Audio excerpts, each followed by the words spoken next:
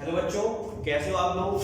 Last lecture में मैंने एक टॉपिक पढ़ाया था मोलरिटी, लेकिन थोड़ा सा डिफरेंट टॉपिक पढ़ाएंगे, कुछ रिलेटेड भी है मोलरिटी। तो आज का बेसिकली टॉपिक हमारे पास रहेगा मोलरिटी। तो मैं आपको एक चीज समझाता हूँ कि मोलरिटी का बेसिक मतलब क्या है। तो बेटा मैं आपको सबसे पहले क्लियर करना चाहता हूँ कि जैसे हमारे पास में ये कंटेनर है और इस कंटेनर के अंदर मैंने ग्लूकोज ऐड कर दिया। सपोज करो कुछ ग्लूकोज ऐड कर दिया। अब इस ग्लूकोज के अंदर ऊपर से मैं 1 kg ऑफ वाटर ऐड कर रहा हूं। तो इसका मतलब क्या है, 1 किलोग्राम पानी के अंदर जो number of moles of solute होंगे दैट इज कॉल्ड मोलरिटी। यानी कि यहां पर हम वेट ऑफ सॉल्वेंट की बात करेंगे, वॉल्यूम की बात हम यहां पर नहीं करेंगे। ये बेसिकली फर्क है मोलरिटी और मोलरिटी के अंदर। एक बार फिर दोबारा से बता रहा हूं कि आपने इसके अंदर ग्लूकोज ऐड किया और आपने इसके ऊपर 1 किलोग्राम ऑफ सॉल्वेंट, जो पानी हो सकता है कोई और चीज हो सकती है, वो ऐड करी। तो 1 किलोग्राम सॉल्वेंट के अंदर जो number of moles of solute होंगे दैट इज कॉल्ड मोलरिटी। तो आपको इसमें छोटी सी बात ये बता दूंगा आपको कि मोलरिटी का मतलब क्या है। It is defined as number of moles of solute dissolve in 1 kilogram of solvent. तो देखिए बेटा इसमें आप फॉर्मूला समझो पहले इसको। It is represented by small m। ये स्मॉल m होता है और इसका फॉर्मूला क्या होगा, number of moles of solute upon mass of solvent. इसके अंदर आएगा ये बेटा आएगा मास ऑफ सॉल्वेंट किलोग्राम के अंदर आएगा। आप इस बात को बेसिकली समझ लीजिए। और नंबर ऑफ मोल्स का क्या होता है formula, weight of solute upon molar mass of solute into 1 upon mass किसका, सॉल्वेंट का। किसके अंदर आएगा, किलोग्राम के अंदर आएगा। और मैं आपको बता दूं जब कभी भी क्वेश्चन में आपको ग्राम के अंदर लेना हो तो आप इसे यूज कर सकते हैं। तो क्या हो जाएगा बेटा, weight of solute upon molar mass of solute into 1 upon mass of solvent. किस चीज में आ जाएगा, ये बेटा आ जाएगा ग्राम के अंदर। और ग्राम अपॉन 1000 कितना होता है, किलोग्राम। यानी कि कहने का मतलब है ये वैल्यू मैंने ऊपर पहुंचा दी, तो यानी कि अभी ये मास ऑफ सॉल्वेंट जब ग्राम में लेंगे तो इस फॉर्मूले का बेसिकली आप यूज करेंगे। अच्छा अब हमें एक बात पता चल गई, स्मॉल m से रिप्रेजेंट करते हैं, यहां पर मास ऑफ सॉल्वेंट लेंगे तो यूनिट क्या हो जाएगी, ऊपर की यूनिट मोल और नीचे की यूनिट मोल पर केजी। तो यूनिट क्या हो जाएगी बेटा यहां पर, मोल पर केजी। ये इसकी यूनिट है, ये आपको बात समझ में आ गई। तो मोल पर केजी मोलरिटी की बेसिकली यूनिट आ गई। ये बात हमें क्लियर हो गई यहां पर। अच्छा अब दूसरी बात सुनिए बेटा, अगर कोई चीज आपको percentage, mass percentage, weight by wait के फॉर्म में दे रखी है, यानी कि मैं कहूं 10% एक्वस सॉल्यूशन है NaOH का, तो इसका मतलब 10% एक्वस NaOH सॉल्यूशन का मतलब है कि 100 ग्राम का ये सॉल्यूशन है जिसमें से 10 ग्राम आपके पास NaOH है, 100 ग्राम सॉल्यूशन है, 100 माइनस 10 वेट ऑफ सॉल्वेंट है। तो आपको अगर परसेंटेज वेट बाई वेट मिले, यानी कि मास परसेंटेज मिले, तब इसका फॉर्मूला क्या हो जाएगा, small n is equal to percentage किस चीज की, सॉल्यूट की, अपॉन मोलर मास किस चीज का, सॉल्यूट का, into 1000 upon 100 minus percentage solute. क्योंकि आपको समझ में आ गया यहां पे क्या आ जाएगा, ये सॉल्वेंट आ जाएगा। ये हमें बात समझ में आ गई। अब इस पर ना 2-3 चीजें जो है क्वेश्चन करने से पहले हम बेसिकली बात समझ लें। बेटा मोलरिटी हमारे पास में कुछ इस तरह की यूनिट है जो टेम्परेचर पर डिपेंड नहीं करती। क्यों नहीं करती, क्योंकि स्मॉल m का फॉर्मूला क्या है, number of moles of solute upon mass of solvent. किसके अंदर है, किलोग्राम के अंदर।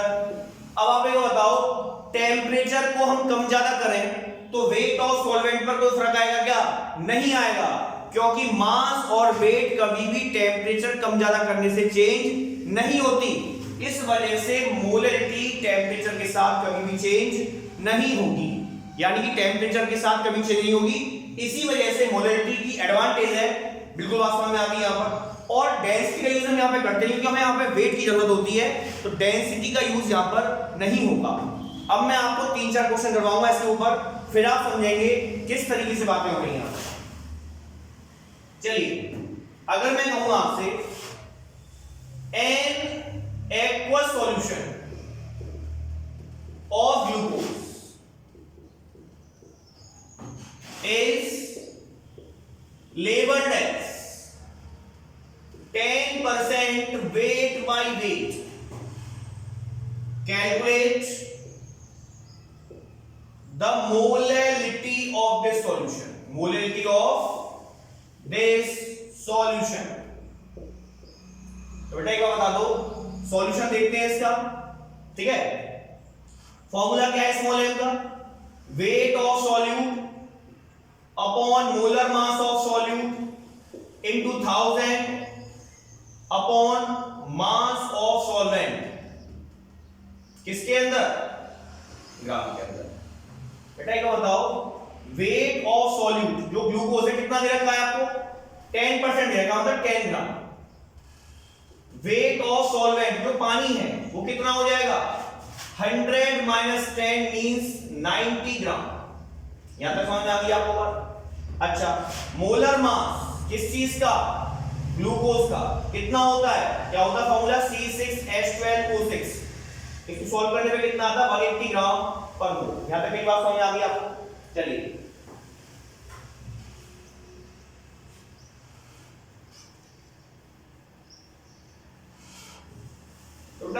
इसमें क्या आएगा? स्मॉल m आएगा 10 अपॉन 180 1000 अपॉन 90। ये इससे गया, ये इससे गया। स्मॉल m कितना आया? 100 अपॉन 162। सॉल्व करेंगे इसको तो आंसर आएगा 0.617 मोलर। 6.61 मोलल, MOLAL याद रख सकते हो आप, 0.617 मोल पर केजी। ये इसका आंसर है इस तरीके से। चलिए दूसरा क्वेश्चन लेते हैं एक बार और आपको क्लियर होगा इस तरीके से। मैं कहूं आपसे 2.5 gram of acetic acid dissolve in 75 gram of benzene. 75 gram of benzene. Calculate the molality of this solution.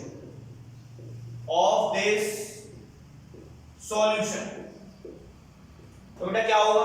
अब देखो जरा यहां पर, अब हमारे पास small m weight upon molar mass solute का into 1000 upon weight of solvent.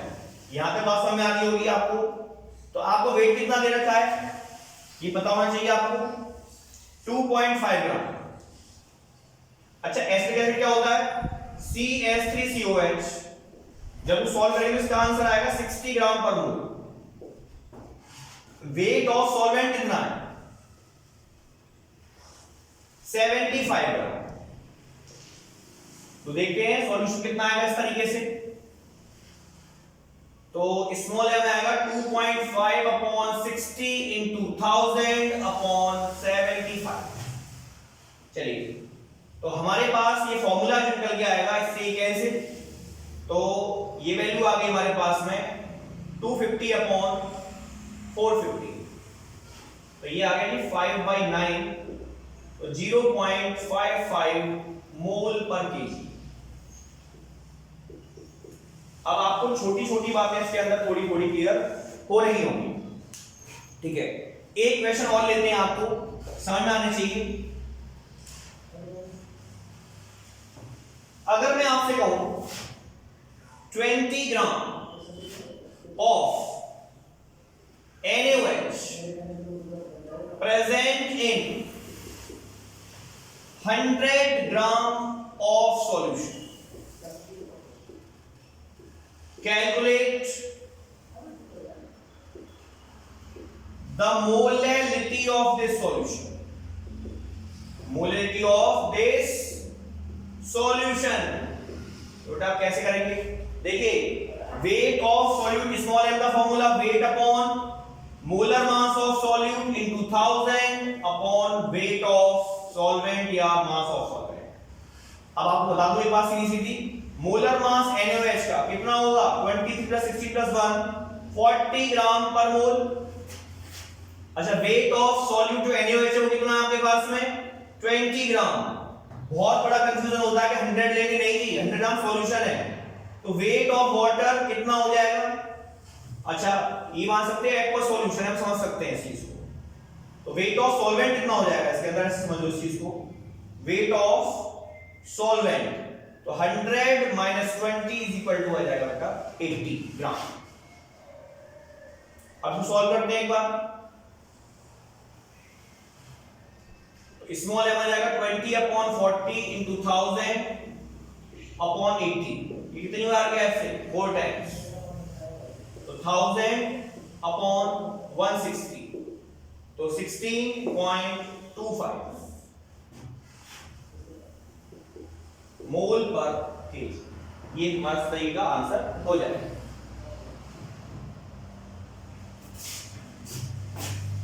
अच्छा बेटा मैं आपको एक चीज बता दूं, एग्जाम में क्वेश्चन आता है डिफाइन 1 मोलर, डिफाइन 1 मोलर, इसका मतलब क्या है, इसका मतलब पता है क्या, स्मॉल m का फॉर्मूला क्या होता है, पहला फॉर्मूला देखिए number of moles of solute upon weight of solvent या मास ऑफ सॉल्वेंट किसके अंदर, किलोग्राम के अंदर।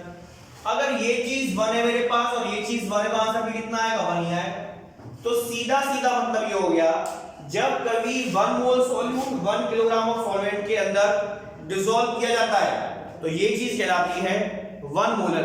तो आप बेसिकली क्वेश्चन सुनिए इसके ऊपर, तो आप समझ गए 1 मोलर का मतलब क्या होता है, when 1 mole of solute dissolve in 1 kilogram of solvent, 1 molar की बात हो गई यहां पर।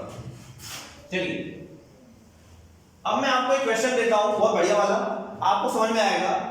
अगर मैं कहूंगा आपसे an aqueous solution of NaOH, an aqueous solution of NaOH has 1 molar level, उसमें 1 मोलर का लेवल लगा हुआ है, कैलकुलेट इट्स मोल फ्रैक्शन। इसका मोल फ्रैक्शन पता करना है, बड़ा बढ़िया क्वेश्चन है। मोलरिटी दे रखी है 1 दे रखी है, क्या पता करना है मोल फ्रैक्शन। तो बेटा आप एक बता दूं आपको मैं, 1 मोल का मतलब क्या हो गया, तो आप ये बात समझिए कि स्मॉल m 1 है और ये 1 कब हो सकता है कि number of moles of solute कितना हो, ये 1 हो, और वेट ऑफ वाटर, ठीक है ना, किलोग्राम के अंदर, ये भी कितना होना चाहिए 1 kg। तो हमें पता चल गया। अच्छा ये चीज हमारे पास number of moles of solute कितना है, number of moles of solute ये हमारे पास 1 है, तो बेटा number of moles of water कितने होंगे, तो number of moles of water कैसे निकालेंगे बेटा, वाटर कितना है आपको पता, नंबर ऑफ मोल्स का फॉर्मूला क्या है, वेट इन ग्राम पर मोलर मास, तो वेट इन ग्राम तो 1000 ग्राम हो जाएगा यहां पर ही, और मोलर मास कितना होता है H2O का, निकाल लो जरा, यहां पर मोलर मास H2O का होता है 1 + 1 + 16, तो ये होता है 18 ग्राम पर मोल।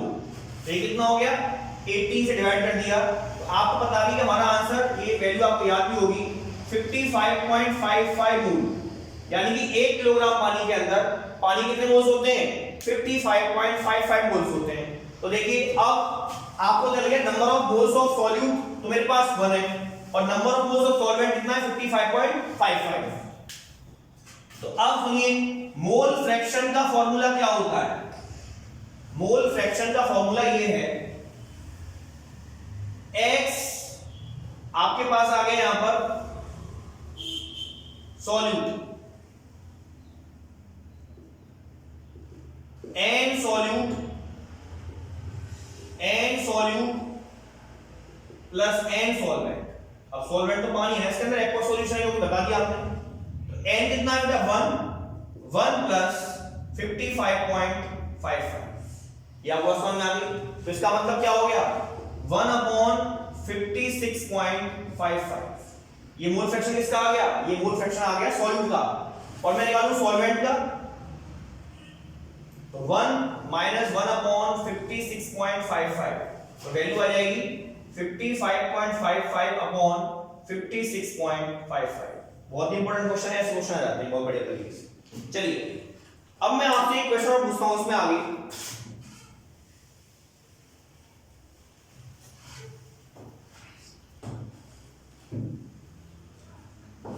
at what condition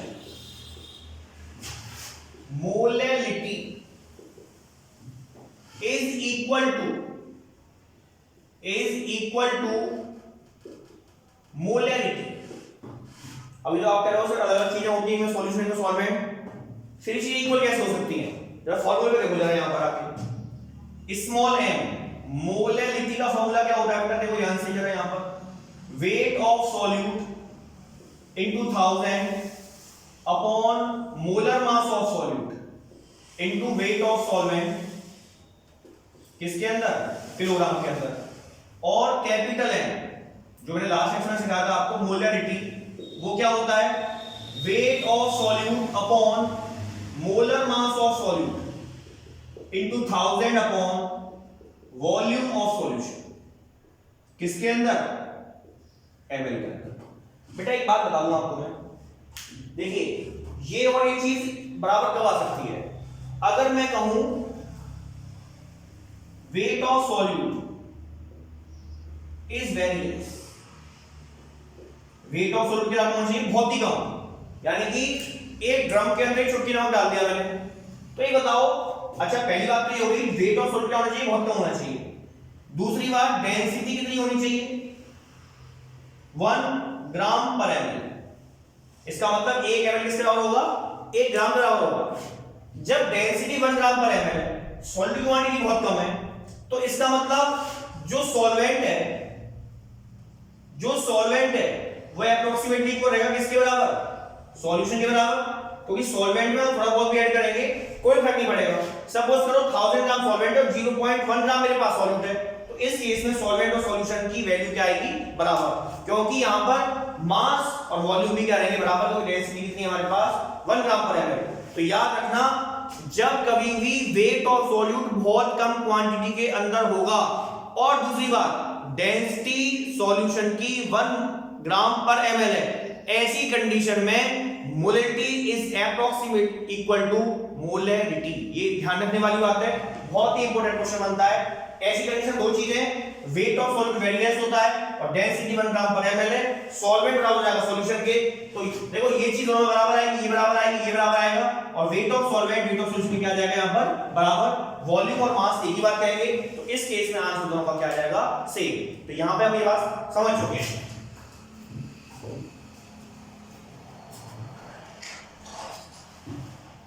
अब मैं आपसे एक बात और कहूंगा आगे, रिलेशन बिटवीन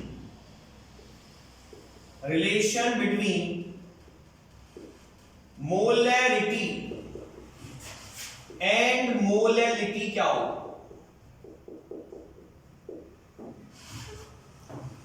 इसका डेरिवेशन कैसे होता है, इसको हम नेक्स्ट वीडियो में देखेंगे। फिलहाल हम यहां देखेंगे रिलेशन एक्चुअल में होगा क्या, बस में किस तरीके से क्वेश्चन होगा। एनसीईआरटी में एक एग्जांपल दे रखा है, वो भी इस क्वेश्चन से हो जाएगा, इस फॉर्मूले से हो जाएगा। तो मोलैलिटी क्या होगी? 1000 इनटू मोलैरिटी, याद रखना कॉम्बिनेशन के लिए बहुत इंपॉर्टेंट है। 1000 into density minus molarity into molar mass, किसका? सॉल्यूट का। मोलर मास किस चीज का? सॉल्यूट का। हमें समझ में आनी चाहिए। अब मैं क्वेश्चन देता हूं और क्वेश्चन करेंगे, समझ में आ जाएगी सारी चीजें। The 3 molar solution of NaCl has density 1.25 ग्राम पर ml. Calculate its molality.